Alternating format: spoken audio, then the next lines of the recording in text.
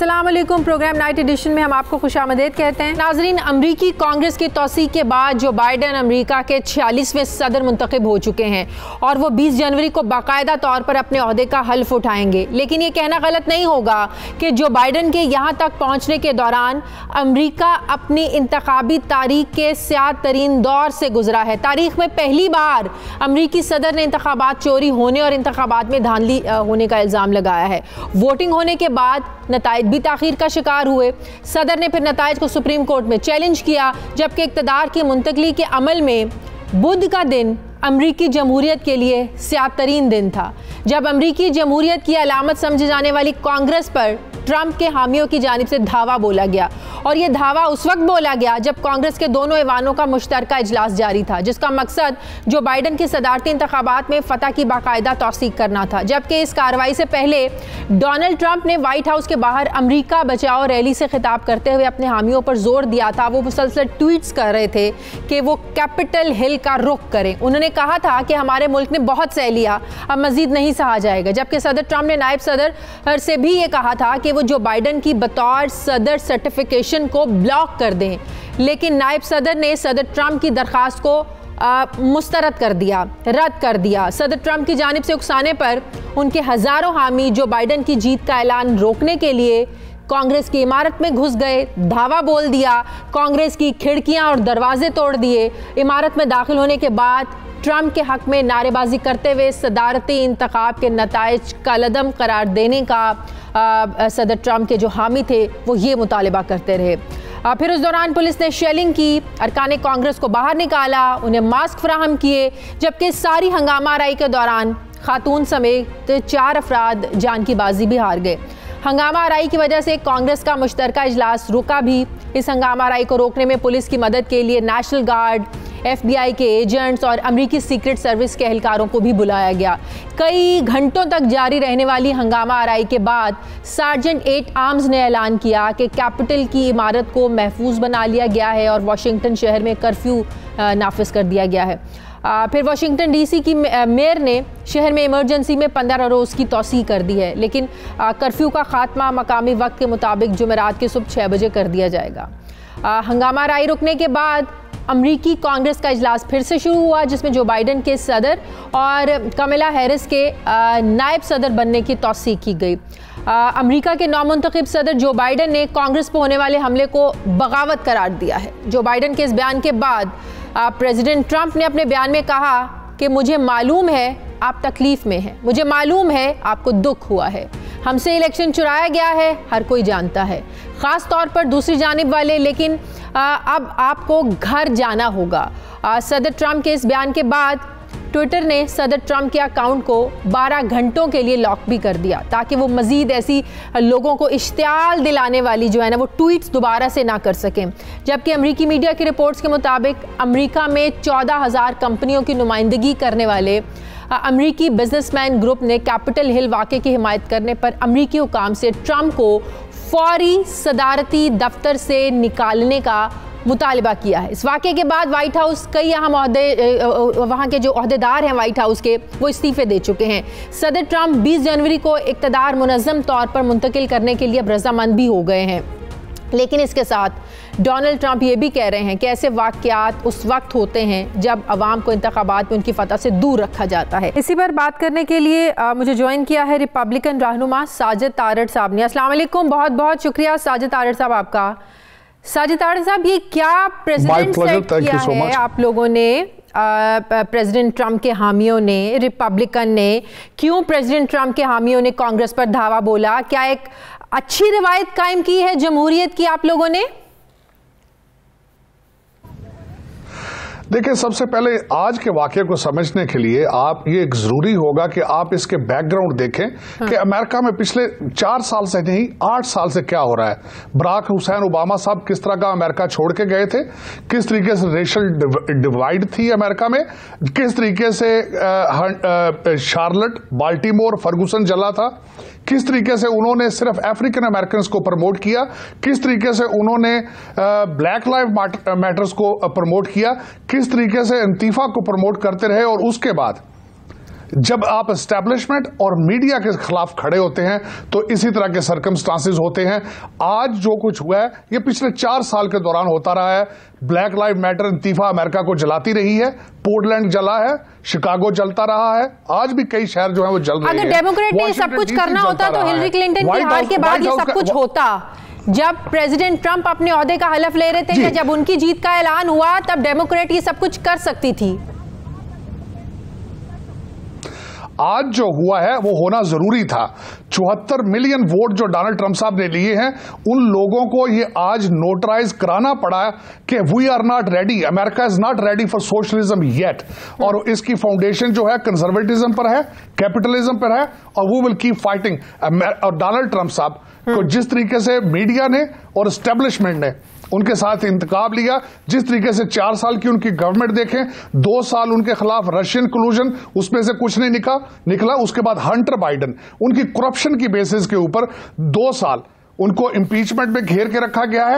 ये दुनिया में वाहिद मिसालें हैं कि सिटिंग प्रेसिडेंट को किस तरीके से घेर के और उसको गवर्नेंस ना की जाए, उसको सिटिंग प्रेसिडेंट ना माना जाए। और आज मैं समझता हूं कि जो बाइडन साहब ने ये कहा है ट्रीजन है, तो 4 साल उन्होंने डोनाल्ड ट्रंप को प्रेसिडेंट एक्सेप्ट किया। इतना दुरुस्त था तो फिर रिपब्लिकन के अपने ही लोग, आपकी पार्टी के अपने ही लोग इसके इतने अगेंस्ट क्यों बोल रहे हैं, तनकीद कर रहे हैं? आपके अपने लोग इस पर तनकीद कर रहे हैं। प्रेसिडेंट ट्रंप ने नायब सदर माइक पेंस से कहा कि जो बाइडन की बतौर सदर जो सर्टिफिकेशन है इसको ब्लॉक कर दे, उन्होंने रिजेक्ट कर दिया, उन्होंने इस पर इनकार कर दिया। फिर व्हाइट हाउस के ओहदेदार जो है ना अपने ओहदों से मुस्ताफी हो रहे हैं। अगर ये एक्ट इतना ही अच्छा है तो फिर अपने ही लोग क्यों छोड़ रहे हैं साजिद साहब?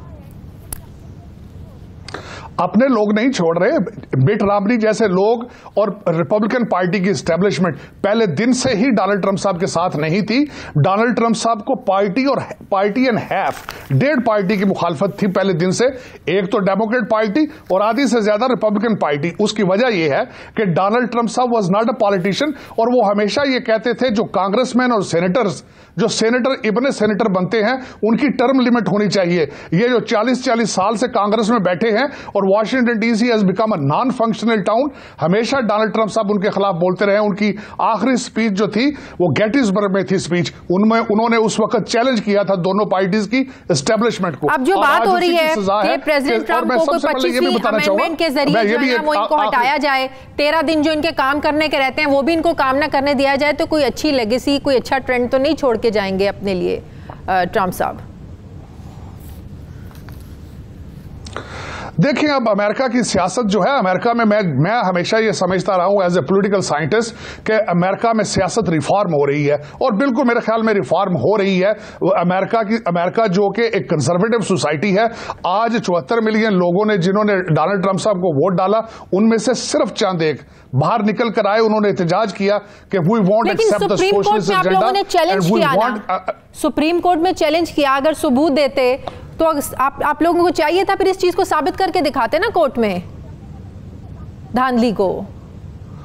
नहीं, देखिए उन्होंने देखिए, सबसे पहले तो मैं इसको बताना चाहूंगा कि इतना इजी नहीं है। जिस तरीके से कोविड पे पॉलिटिसाइज किया गया, जिस तरीके से सीएनएन ने 2016 से लेकर और दूसरे मीडिया आउटलेट्स ने पूरे 4 साल वोटर्स को मैनिपुलेट करने की कोशिश की, जिस तरीके से जमहूरियत को हाईजैक करने की कोशिश की गई है, media is playing a very vital and very dangerous role in the politics, not only in America, I believe everywhere in the world. और मेरे ख्याल में इसमें कौन सफर करता है? वोटर सफर करता है। मुझे आपके असल में आवाज आप रिपीट करें, मुझे आपका क्वेश्चन समझ नहीं आता। कौन रिस्पॉन्सिबल है जो 4 लोग हलाक हुए हैं? जी, आज जो कुछ भी हो रहा है उसमें अल्टीमेटली सियासतदान, इसके सारे जो हैं वो जो सियासतदान 47 साल से सियासत में हिस्सा ले रहे हैं। मैडम, यहां पे मैं ये मेंशन करना चाहूंगा, सियासत पब्लिक सर्विस है, ये प्रोफेशन नहीं है। यहां 15 करोड़ लगा के 30 करोड़ बनाने वाला काम नहीं है। यहां पे जो माजी में जब इसके अमेरिका के फाउंडर्स जिन्होंने सियासत की बुनियादें रखी थी, वो ये वॉलंटियर वर्क करते थे, ये प्रोफेशन नहीं है। 47 साल जो है, मेरे ख्याल में जरूरत से ज्यादा तजर्बा है जो बाइडन साहब का। और मैं ये बताना चाहूंगा कि इसकी सबसे बड़ा इस इलेक्शन का फेक होने के शवाहिद क्या है। सबसे पहले तो वो ये डेमोक्रेट पार्टी कहती है कि जो बाइडन साहब ने बराक ओबामा के रैकेट भी तोड़ दिए हैं, जो कि बिल्कुल बिल्कुल सोचने वाली बात नहीं। दूसरी, उनके साथ जो उनकी वाइस प्रेसिडेंशियल कैंडिडेट है, वो जब प्रेसिडेंशियल कैंडिडेट है तो सिर्फ 2% वोट उन्होंने लिए, और इन चीजों के शवाहिद मौजूद हैं। और डोनाल्ड ट्रंप साहब मुसलसल इस चीज का अपना इजहार करते रहे हैं कि अगर मेल इन वोटिंग हुई तो उसमें फ्रॉड होगा, और ये बिल्कुल उसी तरह हुआ है जिस तरीके से कोविड, और दूसरा जिस तरीके से हमारे 20 जनवरी को जो बाइडेन अपने ओहदे का हल्फ उठाने जा रहे हैं, दोबारा तो ऐसे हालात देखने को नहीं मिलेंगे। जी बिल्कुल जाएंगे। क्या फ्रस्ट्रेशन रहेगी अभी भी? क्यों नहीं मिलेंगे? अच्छा, क्यों नहीं मिलेगी? 4 साल यही हुआ है अमेरिका में जी, 4 साल बिल्कुल अमेरिका में यही हुआ है। अमेरिका जलता रहा है, कांग्रेस अपने लेजिस्लेशन में फेल रही है, इन्होंने डोनाल्ड ट्रंप साहब को प्रेसिडेंट एक्सेप्ट नहीं किया था। आप अमेरिका को और जलाएंगे। हम अपनी मूवमेंट, हम 4 साल अपनी मूवमेंट को जारी रखेंगे, हम अपनी फ्रीडम के लिए लड़ेंगे, हम एंटी सोशलिस्ट, हम सोशलिज्म के खिलाफ लड़ेंगे, and we will fight for our opinion and for our rights. इन्होंने 4 साल जब डोनाल्ड ट्रंप साहब को एक्सेप्ट नहीं किया, तो आज हम जो बाइडेन को एक्सेप्ट किस तरह करेंगे? तो आप ये वाज़ेह अल्फाज में कह रहे हैं कि 20 तारीख को दोबारा ऐसे हालात अमेरिका में देखने को मिल सकते हैं, यही कह रहे हैं आप? बिल्कुल बिल्कुल, 20 जनवरी नहीं है, अगले 4 साल जिस तरीके से डोनाल्ड ट्रंप साहब को ब्लैकमेल किया गया, जिस तरीके से उनके खिलाफ घेरे थे, इसी तरह इनके लिए जो वो कहते हैं बेड्स ऑफ रोजेस नहीं होंगे, इनके लिए भी इनको भी सामना करना पड़ेगा। 74 मिलियन वोट को थोड़े से वोट नहीं होते, बहुत ज्यादा मिकदार होती है। बहुत बहुत शुक्रिया। रिपानुमा सादित तारड़ साहब मेरे साथ थे, थैंक यू वेरी मच। मुझे प्रोग्राम में एक ब्रेक लेनी है नाज़रीन, वापस आते हैं छोटे से वक्फे के बाद।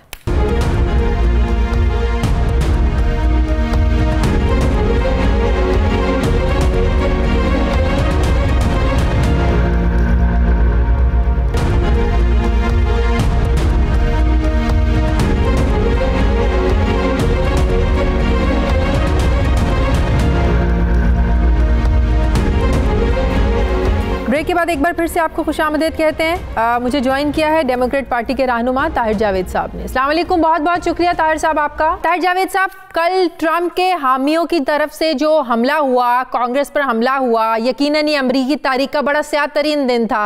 बिल्कुल अच्छा प्रेसिडेंट ये सेट नहीं किया गया। क्या एक्शन लिया जा सकता है इस पर प्रेसिडेंट ट्रंप के खिलाफ, जब आप लोग बाकायदा तौर पर जब जो बाइडेन सदर बन जाएंगे, हल्फ उठा लेंगे, क्या एक्शन लेंगे आप लोग? देखें जी, प्रेसिडेंट इलेक्ट जो बाइडेन ने ऑलरेडी अपने इस स्टेटमेंट दी है कि इनके ऊपर गद्दारी का मुकदमा चल सकता है, लेकिन मैं समझता हूँ कि ये तो आप 21 तारीख या 20 तारीख के बाद की बात कर रहे हैं। मैं समझता हूँ कि ये जो दरमियान के 13 दिन है, इसके अंदर बहुत सारी चीज़ें हो सकती हैं और वो होनी चाहिए। प्रेसिडेंट साहब ने जो एक ये अमल किया है, इसके ऊपर ही प्रूव्ड इट कि वो अपने आप को कंट्री से और डेमोक्रेसी से और सिस्टम से अबव एंड बियॉन्ड समझते हैं। वो बड़ा समझते हैं अपने आप मुल्क से भी। उसके अंदर अगले 13 दिन में अगर ये इस तरह का 1-2 और एक्शन करते हैं तो एम्बैरेसमेंट का लेवल बहुत ऊपर चला जाएगा। सो एंड सो यानी अभी भी ऐसा कुछ और हो सकता है, इतना कुछ होने के बाद अभी भी आप लोग को एक्सपेक्टेशंस हैं होने की? मैं समझता हूँ उस शख्स के हाथ में न्यूक्लियर बटन मौजूद है, वो कुछ पूरी आधी दुनिया को मुतासर कर सकता है अपने उस अमल से। उस शख्स ने पिछले 4 साल में बारहा साबित किया कि उसकी मेंटल कैपेसिटी जो है वो कुछ भी करने के लिए तैयार है। क्या ये कोई जिंदगी और मौत का मसला बन गया है उनके लिए? मेरे ख्याल में, क्योंकि he doesn't know how to take the loss. उसने खुद बोला कि मुझे लूज होना नहीं आता, तो उस चक्कर के अंदर ये कुछ भी हो सकता है। मैं समझता हूँ जो एक्शंस, पॉसिबल एक्शंस अगले 13 दिन में है, वाइस प्रेसिडेंट पेंस को आगे आना पड़ेगा और कांग्रेस को इस चीज़ की इतला देनी पड़ेगी कि प्रेसिडेंट साहब की कैपेसिटी नहीं है, मेंटल कैपेसिटी के इस वक्त के हालात को रिएक्ट कर सकें। लिहाजा एक सिंपल मेजोरिटी के ऊपर उनको हटाया जाए। और माइक वो तो उनको तो अभी कैबिनेट ही हटा सकती है ना, और कैबिनेट जाहिर है रिपब्लिकन की है, तो आपको लगता है कि कैबिनेट इस हद तक जाएगी? नहीं, 25th अमेंडमेंट में कैबिनेट का कुछ लेना देना नहीं है। कांग्रेस हटाएगी और सिंपल मेजोरिटी से हटाएगी, लेकिन उसका आसान तरीका यही है कि वाइस प्रेसिडेंट उसकी मूव करे। जब वाइस प्रेसिडेंट उसकी मूव करता है तो सिंपल मेजोरिटी, दोनों तरफ सिंपल मेजोरिटी आज की सूरत के अंदर मौजूद है प्रेसिडेंट साहब को हटाने के लिए। रिपब्लिकन साइड के सेनेटर्स भी इस चीज को अभी मान रहे हैं कि it's very high risk to have him in the presidency for next 13 days. तो ये चीज पॉसिबल है कि आप अगले 24 घंटे के अंदर या 2 दिन के अंदर, क्योंकि जो 19 तारीख की रात को जब ये इंतहाई लूजिंग प्रोपोजिशन उस शख्स के लिए होगी और वो तनहा बैठा हुआ होगा। मेरे ख्याल में उस वक्त तक तकरीबन एडमिनिस्ट्रेशन का हर शख्स अपना रेजिग्नेशन दे के घर जा चुका होगा। उस वक्त अभी भी 4 लोगों ने तो रिजाइन किया है। एवरीडे 4 लोग रिजाइन करेंगे। आप देखेंगे कि ये बिल्कुल एब्सोल्युटली तनहा बैठे होंगे अपने व्हाइट हाउस के अंदर। अब देखें ना, आज इन्होंने वाइस प्रेसिडेंट माइक पेंस के चीफ ऑफ स्टाफ का दाखिला बंद कर दिया प्रेसिडेंसी के अंदर। ये सारी वो हरकतें हैं जो आप समझ लें कि एक नॉर्मल आदमी की हरकतें नहीं है, और इसको सपोर्ट करने वाले जो शख्स है वो भी नॉर्मल नहीं है, रिगार्डलेस वो कौन है। तो ये जो चीजें हैं, इसको बड़ा ये एक्सपेक्टेड था कि आज जो कांग्रेस में दोनों ऐवानों का मुश्तरका इजलास हो रहा था, बाइडन की सदारती ज़ाहिर हल्फ की तौसीक देनी थी, तो क्या ये एक्सपेक्टेड था कि प्रेसिडेंट ट्रम्प अपने हामियों को कह सकते हैं, उनको मुश्ताइल करने की जो है ना वो डायरेक्शन दे सकते हैं, इश्तियाल अंगेज ट्वीट्स करके लोगों को बाहर निकलने पर मजबूर कर सकते हैं? आप लोग एक्सपेक्ट कर रहे थे कि सिचुएशन इस हद तक चली जाएगी? बिल्कुल कर रहे थे। इसी के लिए मेयर ने, जो डीसी की मेयर, उसने अपना पेंटागन से हेल्प मांगी थी, जो क्योंकि एडमिनिस्ट्रेशन ने उसकी इजाज़त देनी होती है तो वो उनको नहीं मिली।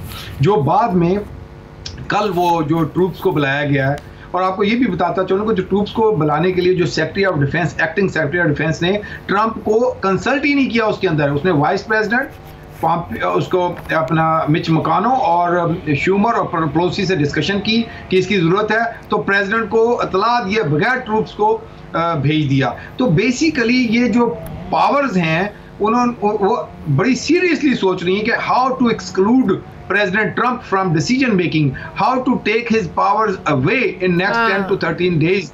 तो ये चीज़ें, यानी उनकी पार्टी के अंदर बहुत सबसे बड़ी तशवीश। मिट रोमनी ने सब सेनेटर्स के साथ सीरियस डिस्कशन किया कि this is going to different direction, हम इस चीज़ के मुतहम्मल नहीं हो सकते।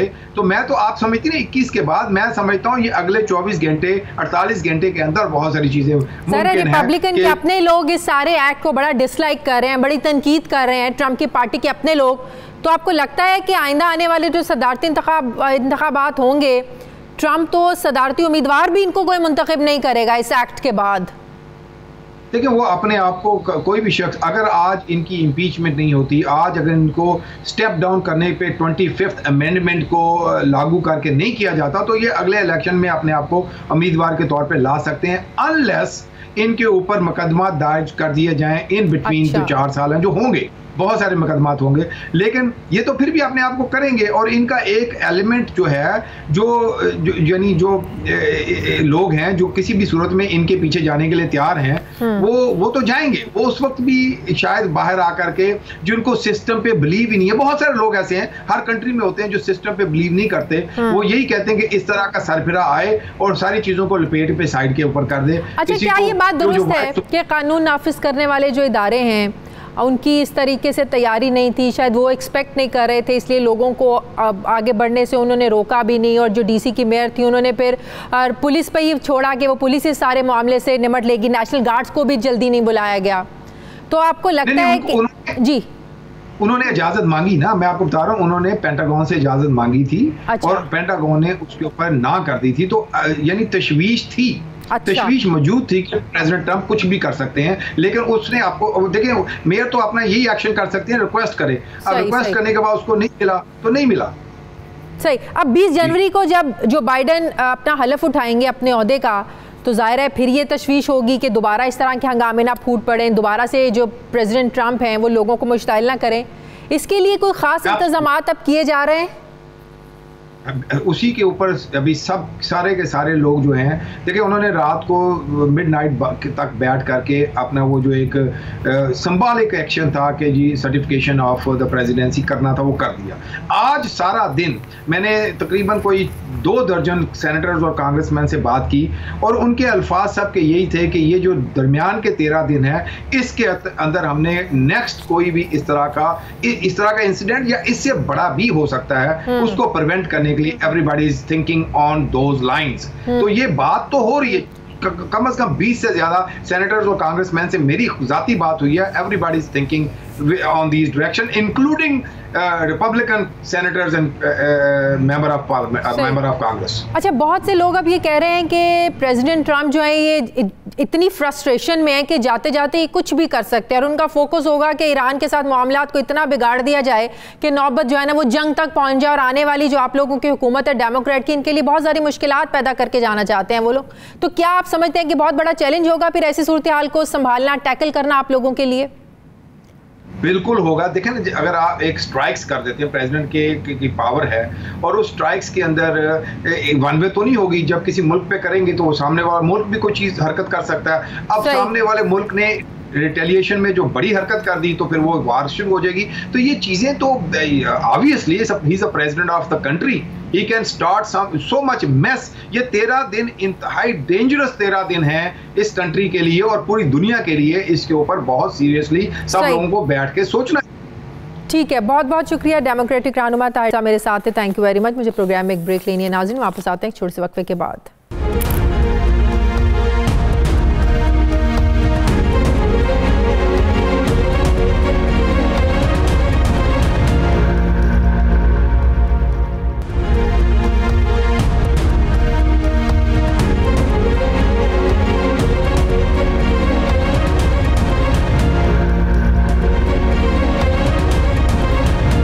हज़ारा बिरादरी से ताज़ियत के लिए वज़ीर आज़म तो नहीं पहुँचे, मगर बिलावल भुट्टो और मरियम नवाज़ लवाहिकीन के पास आज पहुँच गए। गुज़श्ता 4 रोज़ से मुज़ाहिरीन कोयटा में धरना दे रहे हैं। मुज़ाहिरीन अभी भी अपने मुतालिबे पर कायम हैं कि जब तक वज़ीर आज़म नहीं आएंगे शहदा की तदफीन नहीं होगी। एक तरफ हुकूमती वज़रा की तमाम तर यकीन दहानियों के बावजूद आज 5वें रोज़ भी वज़ीर आज़म कोयटा नहीं गए, तो दूसरी तरफ मुस्लिम लीग नून की नायब सदर मरियम नवाज़ और पीपल्स पार्टी के चेयरमैन बिलावल भुट्टो ज़रदारी अपने अपने पार्टी वफूद के हमरा आज कोयटा पहुंचे, जहां उन्होंने लवाहिकीन से इजहार अफसोस किया। मुज़ाहिरीन से खिताब करते हुए मरियम नवाज़ ने वज़ीर आज़म को कड़ी तनकीद का निशाना बनाते हुए क्या कहा, ज़रा सुनिए। मैं इमरान खान साहब को ये कहना चाहती हूँ कि ये लाशें रख के आपके मुंतज़र हैं, इनकी जो लाशें हैं उससे क्या आपकी ईगो बढ़ी है? लेकिन अगर आप ये समझते हैं कि आपकी नाकामी और आपकी बेहिसी को आप सियासत कहकर टाल देंगे तो ये हम होने नहीं देंगे। ये आप तनकीद के डर से नहीं आ रहे, और अगर ये हुक्मरान यहाँ पर नहीं आता तो वो सुन ले, फिर ये कौम उसको अब इस्लामाबाद में इस कुर्सी पर बैठने की इजाज़त नहीं देगी। एक तरफ मरियम नवाज़ वज़ीर आज़म को कोयटा ना आने पर हदफ़े तनकीद बना रही हैं, तो बिलावल भुट्टो ये समझते हैं कि हम आज तक अपने शहीदों को इंसाफ नहीं दिलवा सके। ये वो सवालात उठा रहे हैं कि ये कैसा इंसाफ है जहां हमारे शहीदों के लवाहिकीन को भी लाशों के साथ मुसलसल एहतजाज करना पड़ रहा है। अवाम को जीने का हक हम नहीं दिलवा सकते जब तक रियासत ज़िंदगी का तहफ़्फ़ुज़ नहीं दिला सकती, वो रियासत नहीं कहला सकती। बिलावल भुट्टो ज़रदारी ने लवाहिकीन से खिताब करते हुए क्या कहा, ज़रा सुनिए। आपने कहा था कि हम नेशनल एक्शन प्लान का अमल दरामद करेंगे और दहशतगर्दी का कमर तोड़वाएंगे, और अगर आज तक ना सिर्फ दहशतगर्द हमला कर सकते हैं मगर इंतहा पसंदी की बात भी कर सकते हैं, तो फिर हमारा नेशनल एक्शन प्लान भी नाकाम है। हमारे मुल्क में जो दहशतगर्द है उनका कमर अभी तक नहीं टूटा है। हम ये नहीं सुनना चाहते हैं कि बाहर से साजिशी ममालिक है, उनका बैकिंग हो सकता है, लेकिन हमारा रियासत का नाकामी है कि अगर बैरून मुल्क का साजिश कामयाब होकर हमारे मासूम शहरियों को कत्ल करवा रहे हैं। अब एक तरफ बिलावल भुट्टो और मरियम नवाज़ हुकूमत की दहशतगर्दी के खिलाफ हिकमत अमली को तनकीद का निशाना बना रहे हैं, तो दूसरी तरफ बलूचिस्तान हुकूमत ये समझती है कि दोनों लीडरान सियासत कर रहे हैं इस मामले पर। आज मरियम नवाज़ और बिलावल भुट्टो की गुफ्तगू के हवाले से तर्जुमान बलूचिस्तान हुकूमत उन्होंने क्या कहा, ज़रा ये भी सुनिए। या हज़ारा बरादरी का दुख सबका दुख है, ये सियासत का वक्त नहीं है, ये पॉइंट स्कोरिंग का वक्त नहीं है। हमारी ये तवक्को थी कि आज पॉइंट स्कोरिंग सियासत नहीं होगा, और उन्होंने खुद भी कहा कि हम सियासत करने नहीं आए, लेकिन आज सियासत हुआ। दबे अल्फाजों में सियासत हुआ, नरम जुमलों में सियासत हुआ। अब सवाल ये है कि सियासत करने का मौका कौन फराहम कर रहा है? आखिर ऐसी कौन सी मजबूरी है कि वज़ीर आज़म कोयटा का दौरा नहीं कर सकते हैं? ज़मीनी हक़ाइक़ ये बताते हैं कि इस वक्त कराची की मुख्तलिफ शाहराहों पर गवर्नर हाउस लाहौर के बाहर मुज़ाहिरीन के एहतजाज का जो सिलसिला है ये जारी है। एहतजाज का दायरा कार पूरे मुल्क में बढ़ता जा रहा है। आज गवर्नर पंजाब चौधरी सरवर ने भी गवर्नर हाउस के बाहर मुज़ाहिरीन के धरने से खिताब किया, इजहार ताज़ियत किया, मगर हैरान कुन बात यह है कि जिस शख्स का इंतज़ार कोयटा में लवाहिकीन कर रहे हैं वो शख्सियत अभी तक वहाँ नहीं पहुँची है। सारी बहस इस चीज़ में तब्दील हो गई है कि वज़ीर आज़म जाएंगे नहीं जाएंगे, अभी तक क्यों नहीं गए, उन्हें चले जाना चाहिए था, फौरी चले जाना चाहिए था। अब सारी बहस इस चीज़ के गिर्द घूम रही है। मीडिया में इस किस्म की खबरें भी गर्दिश कर रही हैं कि वज़ीर आज़म अचानक कोयटा का दौरा करेंगे। सिक्योरिटी वजूहात की बिना पर उनके दौरे की तफसीलात को शेयर नहीं किया जा सकता। गुज़श्ता रोज़ तुर्क चैनल से बात करते हुए वज़ीर आज़म ने कहा था कि इस वाक़े की बुनियाद 80 की दहाई से मिलती है, जब अफ़गान जिहाद शुरू हुआ था और उसमें पाकिस्तान भी शरीक हुआ और नतीजे में फ़िरका वाराना फसादात ने जन्म लिया। वज़ीर आज़म के मुताबिक मजहबी इंतहा पसंद मुसल्लह अफराद अब दहशतगर्द तंजीम दाइश का रूप धार चुके हैं। वज़ीर आज़म तो हज़ारा बिरादरी को मुकम्मल तहफ़्फ़ुज़ की यकीन दहानी करवा रहे हैं, मगर उनके कोयटा ना जाने की वजह से अवाम में जो एक बेचैनी है वो बढ़ रही है। अब अवाम में बढ़ती हुई इस बेचैनी को हुकूमत कैसे कम कर सकती है, कैसे तहफ़्फ़ुज़ का एहसास दिला सकती है? सवाल ये भी अहम है कि क्या वज़ीर आज़म खुद अपने ऊपर तनकीद फराहम करने का मौका फराहम कर रहे हैं? इसी पर बात करने के लिए मुझे ज्वाइन किया है वफाकी वज़ीर साइंस एंड टेक्नोलॉजी फ़वाद चौधरी साहब ने। अस्सलाम वालेकुम, बहुत बहुत शुक्रिया फ़वाद साहब आपका। फ़वाद साहब, इस वक्त न जाने हम किस बहस में पड़ गए हैं, बजाय इसके कि हम ये बात करें कि हज़ारा वाक़े के बाद एक्शन क्या होना चाहिए, स्ट्रैटेजी क्या होनी चाहिए, करना क्या है, नेशनल एक्शन प्लान पर किस तरह अमल करना है, सिर्फ हर जगह बहस हो रही है। वज़ीर आज़म क्यों नहीं जा रहे, उन्हें चले जाना चाहिए था, उन्हें जाना चाहिए, उन्हें इमीडिएटली चले जाना चाहिए था। हमें इस बहस से बाहर निकलना है, क्यों वज़ीर आज़म साहब चले नहीं जाते मामलात हल करने के लिए? नहीं, बिल्कुल आपकी बात जो है वो सही है कि बहस का रुख जो है वो डायरेक्शन से हट गया है और एक अलामती मामलात के ऊपर हमने ज़्यादा तवज्जो बना ली है और जो असल सब्सटेंटिव इशू है वो पीछे रह गया है। अब देखिए, मसला ये है कि ये बड़ा पेचीदा मामला है। इसमें आपको याद होगा कि ये एक सिलसिला है जो कि मुसलसल हो रहा है। 2011 में आपको याद होगा कि खौफनाक वाक़या बना था जब बसों को रोक के जो है वो हज़ारा को उतारा गया और शहीद किया गया। फिर 2013 में जो है वो बम धमाका हुआ, फिर उसमें जो है वो शहादतें हुई और उसके बाद से लामतनाही सिलसिला रहा है। और अब ये 2020 जो था इसमें जाके कुछ सुकून आया कि एक भी वाक़या जो है वो नहीं हुआ। लेकिन अनफॉर्चुनेटली इस साल के आगाज़ में ही हमें दोबारा एक जो है वो कर्ब और अलम के मामला से गुजरना पड़ा। इस पे जो और ये जो बलूचिस्तान के अंदर जो सिचुएशन है इस वक्त, उसमें कोई शुबा ही नहीं है कि उसका जो डांडे हैं वो बाहर की जो हमारी इस वक्त एक सिक्योरिटी सिनेरियो है उसमें जाते हैं और हिंदुस्तान के फुटप्रिंट्स हैं वहाँ पर। और ये जो टेररिज्म पाकिस्तान के अंदर हो रहा है उसमें इसमें मतलब कोई शुबा ही नहीं है कि जो है वो पूरी तरह उसमें मुलव्वस है। लेकिन हम इस चीज़ से तो बाहर निकले ना कि वज़ीर आज़म जाएं, उनकी बात सुने, उनकी छोटी सी तो डिमांड है। जो माजी के वाक़यात की आप बात कर रहे हैं, यही इमरान खान साहब थे जो कहते थे कि यहाँ पर गवर्नर रूल लग जाना चाहिए, सूबाई हुकूमत को मुस्ताफ़ी हो जाना चाहिए, कानून नाम की यहाँ पर कोई चीज़ ही नहीं है। आज अपोजिशन उस तरह की बात नहीं कर रही है, इस वाक़े पर उस तरीके से वो कहना चाहिए कि सियासत नहीं हो रही है। बहुत अच्छी बात है, एक मैसेज देना चाहिए दुश्मन को, एक पेज पर होना चाहिए अपोजिशन और हुकूमत को ऐसे वाक़यात पर, लेकिन एटलीस्ट जाकर उनके मामलात हल कर सकते हैं, दादरसी कर सकते हैं। ज़ाहिर है उनके प्यारों को वापस तो नहीं ला सकते। एक छोटी सी डिमांड है, छोटी सी रिक्वेस्ट है, तो क्यों नहीं चले जाते? आप जैसे समझदार वुज़रा हैं कैबिनेट में, क्यों नहीं समझाते उन्हें? देखिए शाजिया, पहली बात तो यह है कि इस पे जो है वो ओपिनियंस जो है वो भी है, लेकिन इसमें ये इशू है कि देखिए ये जो लोग शहीद हुए हैं इनमें से ज़ाहिर है 11 में से 7 जो लोग हैं वो तो अफगानिस्तान के हैं। हाँ। और यहाँ पे जो लोगों की जो इस वक्त ज़्यादा लोग जो इसके ऊपर सियासत कर रहे हैं वो इसलिए सियासत कर रहे हैं कि ये लोग जो शहीद हुए हैं ये तो गरीब तरीन लोग हैं। इनका तो जो ख़ानदान है या जो इनका तो यहाँ के ऊपर इस तरह के तो उनका कोई करीबी ताल्लुकात लोग नहीं है जो कि उनको एक समझिए कि इंसानी हवाले से उसकी कोई मुहिम हो। इस वक्त तो जो एक मुकामी जो सिचुएशन है उसको एक्सप्लॉइट किया जा रहा है फॉर पॉलिटिकल पर्पसेस, जो जाहिर है कि एक मुनासिब आई वुड से कि एक मुनासिब नहीं है, और उसको जो है वो बिल्कुल इस तरह नहीं होना चाहिए। जहाँ तक वज़ीर-ए-आज़म साहब के जाने का ताल्लुक है, वज़ीर-ए-आज़म साहब तो बिल्कुल जरूर जाएंगे ही, और उसमें कोई शुबा नहीं है कि वो जाएंगे, लेकिन प्रॉब्लम ये है की वजह क्या है जो सवाल उठ रहा है। डिले की वजह यह है कि प्राइम मिनिस्टर साहब का पॉइंट ऑफ व्यू ये है कि हमें एक पूरी तरह की एक सब्सटेंशियल स्ट्रेटजी और उसके ऊपर पता हो कि हम आगे क्या, हमने इसकी रोकथाम का मामला क्या करना है, पीछे क्या हुआ है, उसके मुताबिक एक सब्सटेंटिव एक्शन प्लान हो, तो फिर जो है वो वहाँ के ऊपर जो है वो हम जाएं और एक बात करें जो जिसकी एक पूरा जिसके पीछे वजन हो। सिर्फ जाके आना तो एक जो है वो इशू नहीं है। लेकिन फिर तब तक वो फवाद बैठे रहे वहाँ पर, वो तो कहते हैं कि जब तक नहीं आएंगे हम नहीं उठेंगे। मरियम भी गई, बिलावल भी गए, जुल्फी गए वहाँ पर, अली जैदी गए, कासिम सूरी गए, शेख रशीद गए, सब लोग गए ना, बात नहीं बन रही। नहीं, आने का ताल्लुक जो है ना, ये जो वहाँ पे बात हो रही है वो तो मैं आपसे पहले कह रहा हूँ ना कि उसका ताल्लुक वज़ीर-ए-आज़म के अलामती दौरे से नहीं है, उसका ताल्लुक तो उस सियासत से है जो कि खेली जा रही है।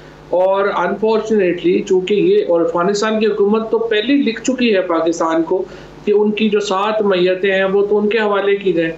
अब सवाल ये है कि जब यहाँ पे कुछ लोग जो है वो अगर इस सिचुएशन को एक्सप्लॉइट करना चाहेंगे और इस मामले में वज़ीर-ए-आज़म की ज़ात को लेके आएंगे, तो जाहिर है वो तो कोई मुनासिब बात नहीं है। और मीडिया में भी जिस तरह से आपने बिल्कुल शुरू में बात की कि सब्सटेंटिव इश्यूज कुछ और हैं और हम अलामती बहसों में फंस गए हैं, लेकिन इंशाल्लाह जो सिचुएशन है वो आप देखेंगी कि हमने बड़ी कुर्बानियां दी हैं इस सारी आप समझिए कि ये वॉर ऑन टेरर का हिस्सा है ना। हमने 1000 लोग हमारे शहीद हुए हैं, billions and billions of rupees का हमारा लॉस हुआ है, और उसके ऊपर हमने कामयाबियां तो हासिल की हैं, इसमें कोई शुबा नहीं है। 2013 में जो सिचुएशन थी, 2011 में जो सिचुएशन थी, वो आज तो नहीं है, लेकिन हमें एक कम्प्रिहेंसिव स्ट्रेटजी चाहिए। बहरहाल के ये जो वाक़यात हैं ये भी ना हो, और इक्का दुक्का जो इस वक्त जिस तरह से हमारा नुकसान हो रहे हैं वो भी नुकसान होने। आप बिल्कुल सही कह रहे हैं, हम इन अलामती चीज़ों में पड़ गए, लेकिन इस अलामती चीज़ों में पड़ने से 3 नुकसान हो रहे हैं। नंबर 1, उन लोगों की तकलीफ बढ़ती जा रही है जिन्होंने अपने प्यारों की मैयतें सामने रखी हुई ना, वो और दिन ब दिन उनकी तकलीफ में इजाफा हो रहा है, नंबर 1। नंबर 2, वज़ीर-ए-आज़म साहब खुद अपने ऊपर तनकीद करने का मौका फराहम कर रहे हैं। नंबर 3, पूरे मुल्क में एहतजाज का दायरा कार बढ़ता जा रहा है। फवाद, यकीनन ये सब चीज़ें हुकूमत के हक में अच्छी नहीं है, टैकल करना मुश्किल हो जाएगा। देखिए, वज़ीर-ए-आज़म जाएंगे, ज़रूर जाएंगे, और वो उसका जो टाइम फ्रेम है या टाइम टेबल है वो खुद तय करेंगे। वो किसी की, आपको पता है कि इस तरह से वो ज़ोर ज़बरदस्ती में तो नहीं आते, लेकिन वो अपना टाइम टेबल खुद तय करेंगे और अपनी मर्जी से जाएंगे। ठीक है, बहुत बहुत शुक्रिया। वफाकी वजीर साइंस सिटी फवाद चौधरी साहब मेरे साथ है, थैंक यू वेरी मच। मुझे प्रोग्राम में एक ब्रेक लेनी है नाज़रीन, वापस आते हैं छोटे से वक्फे के बाद।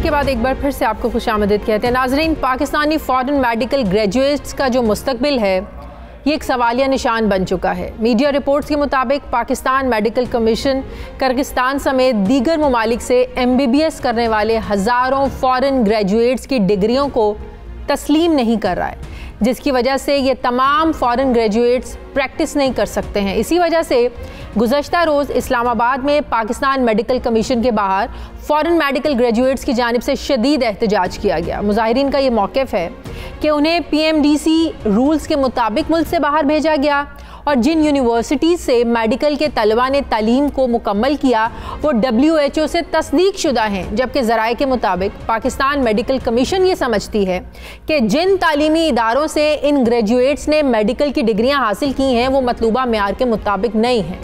मेडिकल कमीशन ने इन तमाम इदारों को ब्लैक लिस्ट में डाल दिया है, लेकिन ज़ाहिर है जो स्टूडेंट्स हैं वो ये कह रहे हैं कि PMDC को ख़त्म करके नया इदारा बनाने के बाद अचानक क़वानीन को तब्दील करने से हज़ारों तलबा का जो मुस्तकबिल है ज़ाहिर है ये तारीख हो जाएगा।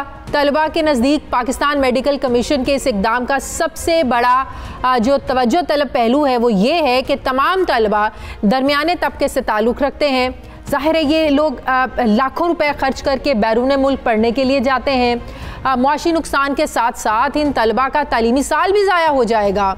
और ज़मीनी हक़ाइक़ ये बताते हैं कि फ़ॉरेन ग्रेजुएट्स तलबा की जानिब से जब गुज़श्ता रोज़ पाकिस्तान मेडिकल कमीशन के दफ्तर के बाहर श्रीनगर हाईवे पर धरना दिया गया, जिस पर पुलिस की जानिब से लाठी चार्ज किया गया, कुछ मुज़ाहिरीन को गिरफ़्तार भी किया गया, फिर हालात कशीदा होने के बाद इंतज़ामिया से मुज़ाहिरीन के मुज़ाकरात भी हुए, जिसके बाद धरना मुज़ाहिरीन मुंतशिर हो गए। आज भी फ़ॉरेन ग्रेजुएट्स और मुतल्लिका हुकाम के दरमियान मुज़ाकरात हुए। ये मुज़ाकरात किस हद तक फ़ॉरेन ग्रेजुएट्स को मुतमईन कर सके हैं, कैसे तालीमी म्यार और तलबा के मुस्तकबिल को यकीनी बनाया जाएगा, इसी पर मैं बात करूंगी। मुझे ज्वाइन किया है डॉक्टर अकमल है मेरे साथ, ये चेयरमैन है grand foreign medical graduate alliance के। अस्सलाम वालेकुम, बहुत बहुत शुक्रिया डॉक्टर अकमल साहब आपका। फरमाइएगा, जो मुज़ाकरात हुए हैं किस हद तक कामयाब हुए हैं, किस हद तक मुज़ाकरात में आप लोगों को जो है ना वो मुतमईन किया गया है?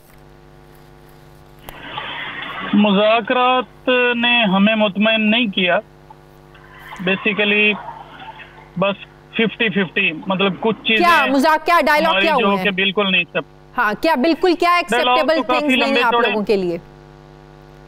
बेसिकली देखें, हमने ये कहा था कि जी सितंबर 2020 से पहले जो भी स्टूडेंट्स वहाँ एनरोल्ड हुए हैं और जो भी ग्रेजुएट्स वहां से पढ़ के आ चुके हैं उनको लाइसेंस दिए जाएं, जो कि एक्ट के मुताबिक हमारी जायज डिमांड है। सही। लेकिन वो कहते हैं जी नहीं, हम पहले यूनिवर्सिटीज असेस करेंगे, जो ब्लैक लिस्ट कुछ की हुई हैं, कुछ ग्रे लिस्ट की हैं, कुछ ग्रीन लिस्ट की हुई हैं। तो वो कौन सी यूनिवर्सिटीज हैं जो ब्लैक लिस्ट में है, ग्रे लिस्ट में है, और जो इन लिस्ट में हैं यूनिवर्सिटीज, उनमें पढ़ने वाले स्टूडेंट्स की तादाद कितनी है? कितने स्टूडेंट्स उससे इफेक्ट होंगे? स्टूडेंट्स हजारों की तादाद में हैं किर्गिस्तान में, उसके अलावा हजारों की तादाद में चाइना में है। अच्छा। और कई जगहों पे हैं। जी जी जी बिल्कुल। और वो बेचारे ना कई 3-3 साल 4-4 साल पढ़ के अपना सरमाया लगा के, अपनी जमा पूंजी, गरीब मीडियाकर फैमिली से हैं, वो अपने जमा पूंजी लगा के अपनी कई चीजें बेच के अपना पढ़ के आए हैं, लेकिन उनको कोई एक्सेप्ट नहीं किया जा रहा। तो पाकिस्तान मेडिकल कमीशन अब क्या कहता है? ये क्या कहता है कि आप लोगों की ये डिग्रीज बिल्कुल भी एक्सेप्टेबल नहीं है, दोबारा कहीं जाएं, ऐसे ही इदारों में जाएं, ऐसे यूनिवर्सिटीज, ऐसे ममालिक में जाएं जहाँ की डिग्री इनके लिए काबिल कबूल हो? हाँ, वो कहते हैं कि हम असेस कर रहे हैं यूनिवर्सिटीज, जो ही कोई क्लियर होगा उसके बाद वो उसके प्रोसेस का टाइम ले रहे हैं। तो मुज़ाकरात हो किस लेवल पे रहे हैं आप लोगों के? मतलब जो वाइस प्रेसिडेंट है ना वहाँ का पीएमसी का, हाँ। अली रजा साहब, वो एडवोकेट हैं, उनसे मुज़ाकरात हुए हैं। दूसरी ये बात है, वो तो बात किसी को मानते ही नहीं, वो इस तरह की पर्सनैलिटी हैं। तो कल तो लाठीचार्ज भी हुआ आप लोगों पे, मुज़ाहिरीन पर, फिर मुज़ाहिरीन मुंतशिर हो गए। तो अब आप लोगों के बकौल आपके कि 50-50 हैं, आप लोगों के मुतालिबात नहीं माने जा रहे हैं, तो क्या आपकी मुस्तकबिल की स्ट्रेटजी क्या है, क्या पॉलिसी है? अगर इनकी मेडिकल कमीशन यही समझता रहा और यही इन्होंने कहा कि आप लोगों की डिग्रीज काबिल कबूल नहीं है, तो क्या करेंगे आप लोग? हाँ जी, पहली तो ये बात है कि हम ऑनलाइन अपना इजलास बुलाने लगे हैं अपने एग्जीक्यूटिव बोर्ड का, जो ग्रैंड एफएमजीज अलायंस है उनका एक एग्जीक्यूटिव बोर्ड का इजलास बुलाने लगे हैं। उस पे हम डिसाइड करते हैं कि आगे क्या लाहे अमल इख्तियार करना है। लेकिन मोस्ट प्रोबेबली मेरा ख्याल है कि हम ना कोर्ट का रास्ता इख्तियार करेंगे।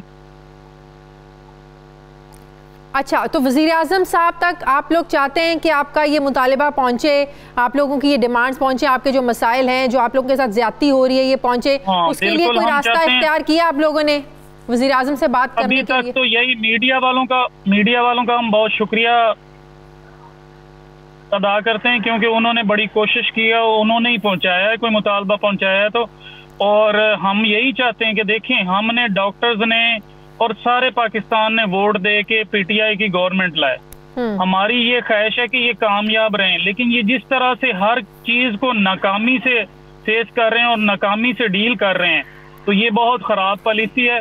देखें, एक स्टूडेंट रात को सोता है बेचारा, 3-4 साल से पढ़ रहा है, उसने मतलब 50-60 लाख लगा दिया, सुबह उठता है पता चलता है जी उसकी यूनिवर्सिटी ब्लैक लिस्ट हो गई है। नहीं, मुझे एक सवाल का जवाब दें, जब ये स्टूडेंट्स, आप लोग जिन यूनिवर्सिटीज़ को ब्लैक लिस्ट किया हुआ है, ग्रे लिस्ट में डाला हुआ है, जब लोग ये स्टूडेंट्स पढ़ने जा रहे थे तब आप लोगों को कोई ऐसा इल्म में ऐसी बात नहीं थी, कोई इन्फॉर्मेशन नहीं थी कि इन यूनिवर्सिटीज़ की डिग्रीज को काबिल कबूल नहीं है, कोई उस वक्त कोई कवानीन तब्दील नहीं हुए थे? जी, जिस दिन ये एक्ट आया है सितंबर 2020 से आया है, हाँ। इससे पहले तो कोई ऐसी बात ही नहीं थी।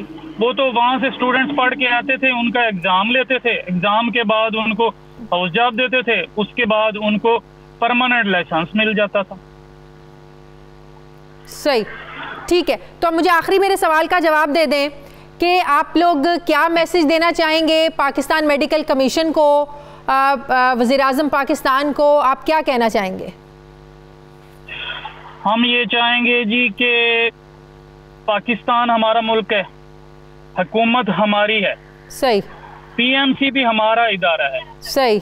हम ये चाहते हैं कि पीएमसी एक्ट को भी अप्लाई करें, सही। लेकिन खुदा के लिए जिस डेट से आया है, सितंबर 2020 से आया है, तब से लागू होना चाहिए। ऑनवर्ड जो भी स्टूडेंट्स जाते हैं, जो भी ग्रेजुएट जाते हैं, उन पे लागू करें। पहले वालों को उससे एग्जेम्प्ट किया जाए और उनको लाइसेंस दिया जाए।